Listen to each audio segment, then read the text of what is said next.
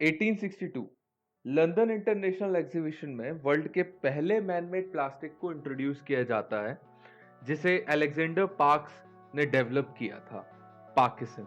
हालांकि इसको शेलेक के सिंथेटिक सब्स्टिट्यूट के तौर पर पेश किया गया, लेकिन ये कमर्शियली इतना सक्सेसफुल तो नहीं था, बट ये पहला स्टेप था प्लास्टिक के डेवलपमेंट का। 1867 में न्यूयॉर्क टाइम्स में एक न्यूज़ पब्लिश होती है जिसमें आइवरी और टस्क की हाई डिमांड के कारण होने वाली हाथियों की पॉपुलेशन में कमी को बताया जाता है। एंड ये वो टाइम था जब टस्क लगभग हर जगह यूज किया जाता था, लाइक बटन हुक से बॉक्सेस तक, पियानो कीज से कंघी तक। लेकिन उसके 4 साल पहले 1863 में न्यूयॉर्क के एक बिलियर्ड बॉल सप्लायर ने न्यूज़पेपर में एक एड पब्लिश किया जिसमें $10,000 का इनाम रखा गया उस व्यक्ति के लिए जो कि आइवरी के सुटेबल सब्स्टिट्यूट को खोज पाए। और ये एड जॉन वेस्टले की नजरों में आया, जिनके पास केमिस्ट्री का कोई फॉर्मल नॉलेज, डिग्री या ट्रेनिंग तो नहीं थी, बट एक सेल्फ कॉन्फिडेंस था जिसके भरोसे वो आगे बढ़े। और कई साल के ट्रायल एंड एरर के बाद 1869 में जाके उन्होंने एक शू लेदर जैसा वाइटिश मटेरियल डेवलप किया। हालांकि 1863 से 69 के ट्रायल एंड एरर के बीच उन्होंने एक और चीज डेवलप की, गन कॉटन, जो कि नाइट्रिक एसिड और कॉटन के कॉम्बिनेशन से बना था और इसे एज अ गन पाउडर के सब्स्टिट्यूट के तौर पर यूज किया जाने लगा। लेकिन इसके बारे में हम फिर कभी डिस्कशन करेंगे। वैसे जॉन को वो $10,000 का जो प्राइस था वो कभी नहीं मिला, because that material is not suitable for billiard ball. क्योंकि जब जब बॉल्स एक दूसरे से कोलाइड करती थी तब एक लाउड क्रैक साउंड प्रोड्यूस होता था बिकॉज ऑफ इट्स वोलेटिलिटी। सो ये मटेरियल बॉल्स के लिए तो नहीं, हाँ, लेकिन ये कॉम्स, बटन्स, बॉक्सेस के लिए सुटेबल था। लेकिन जहां पार्किसन ऑर्गेनिक कंपाउंड से बना था, वहीं 1907 में डॉक्टर लियो बैकलैंड ने वर्ल्ड का पहला एंटायरली सिंथेटिक मटेरियल डेवलप किया, बेकेलाइट, जिसे शेलेक के सब्स्टिट्यूट के तौर पर डेवलप किया गया। जिनको नहीं पता है तो शेलेक एक ऑर्गेनिक सब्सटेंस है जो कि इलेक्ट्रिकल इंसुलेशन के लिए यूज किया जाता था, जो कि हमें फीमेल बीटल्स के एक्सक्रीशन से मिलता था, जिसका 1 पाउंड लगभग 450 ग्राम प्रोड्यूस करने के लिए 15,000 बीटल्स को 6 महीने तक का वक्त लग सकता था।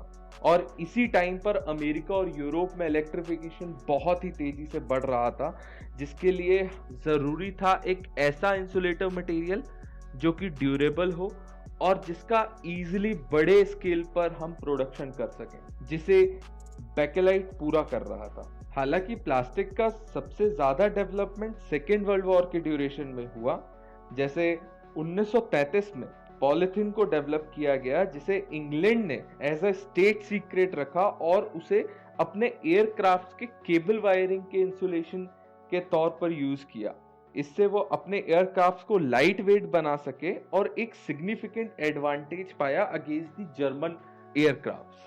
देन 1939 में नायलॉन को क्रिएट किया गया, जिसे सिंथेटिक सिल्क भी कहा जाता है, एंड इसे यूएस मिलिट्री ने पैराशूट एंड रोप्स बनाने के लिए यूज किया।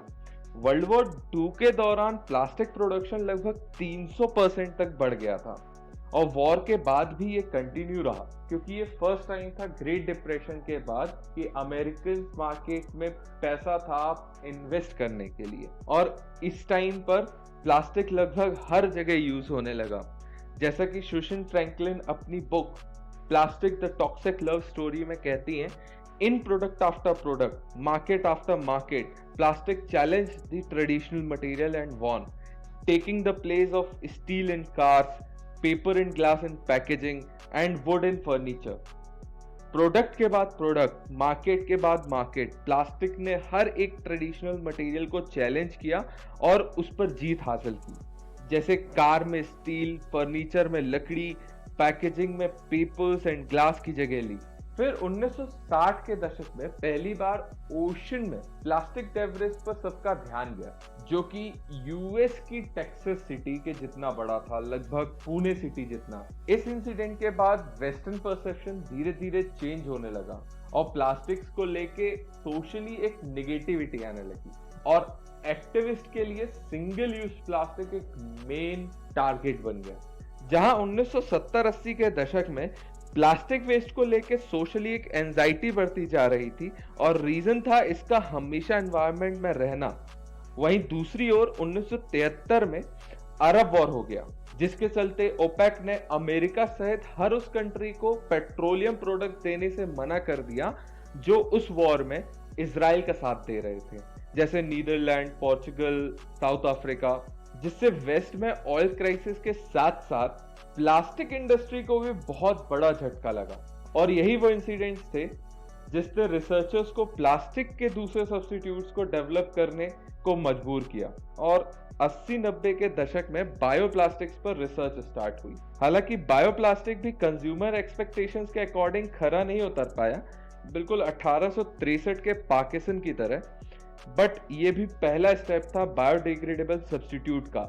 जो कि प्लास्टिक को रिप्लेस कर सकता है। एंड एट द एंड मैं यही कहूंगा कि प्लास्टिक भले ही आज बहुत बड़ी प्रॉब्लम बन गया है, बट ये हमारी लाइफ का बहुत ही इंपॉर्टेंट पार्ट भी है, क्योंकि बिना प्लास्टिक्स के ना कंप्यूटर डेवलप होते, ना सेल फोन्स, और ना ही हमारा जो एडवांस मेडिकल इक्विपमेंट्स हैं वो। वहीं प्लास्टिक ने कई नेचुरल मटेरियल्स को रिप्लेस करके चीजों को चीपर, लाइटर, सेफर और स्ट्रॉन्गर भी बनाया है। सो अगर प्रॉब्लम है तो वो प्लास्टिक नहीं है, प्लास्टिक्स को लेके हमारे यूजेस पर है। तो अगर आपको मेरा ये वीडियो पसंद आया है तो लाइक करें, सब्सक्राइब करें और कमेंट करें, एंड अपने फ्रेंड्स के साथ हो सके तो शेयर भी करें। Thank you.